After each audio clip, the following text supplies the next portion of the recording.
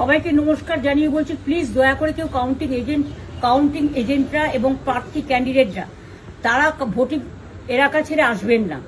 Strong রুমে যেখানে counting হচ্ছে, মানে সেন্টারে, সেখান ছেড়ে কেউ আসবেন না। এটা বিজেপির প্ল্যান।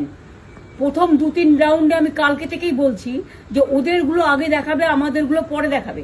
এবং অনেক জায়গায় 2-3 রাউন্ড কাউন্টিং করার পরে প্রায় 100টা জায়গায় কাউন্টিং বন্ধ করে রেখে দিয়েছে। এবং কল্যাণীতে ধরা পড়েছে 7টা মেশিন, যেখানে কোনো মিল নেই। এটা টোটাল ফোর্সফুলি সেন্ট্রাল ফোর্সকে দিয়ে চারিদিকে তৃণমূল কংগ্রেসের উপর অত্যাচার করছে, অফিস ভাঙছে, জোর করে দখল করছে। এসআইআর নামে আপনারা দেখেছেন ভোট লুট করেছে যাতে যে সিটগুলো জিততে পারে। কিন্তু এখনো এমন 70টা সিট আছে, 100টা সিট আছে যেগুলো আমরা এগিয়ে আছি, সেগুলো বলছে না। টোটালটাই মিথ্যে নিউজ খাওয়াচ্ছে। আগে ডিআইসিও এই খবরগুলো দিত, কিন্তু তাকে কালকে চেঞ্জ করে দেওয়া হয়েছে। টোটালটাই ইলেকশন কমিশন নিজের ইচ্ছে মতো খেলছে, এবং সাথে কেন্দ্রীয় বাহিনীকে নিয়ে। এবং আমাদের পুলিশরা টোটাল মাথা নত করে কেন্দ্রীয় বাহিনীর আন্ডারে কাজ করছে।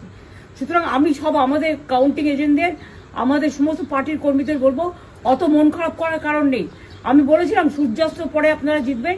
3 রাউন্ড 4 রাউন্ড কাউন্ট হলেও এটা 14 রাউন্ড থেকে 18 রাউন্ড কাউন্ট হয়, তখন আপনারা জিতবেন। Wait and see, watch. আমরা সবাই আপনাদের সাথে আছি, আপনারা কেউ ভয় পাবেন না, নিশ্চিন্তে থাকুন। আমরা বাঘের বাচ্চার মতো লড়াই করে যাবো।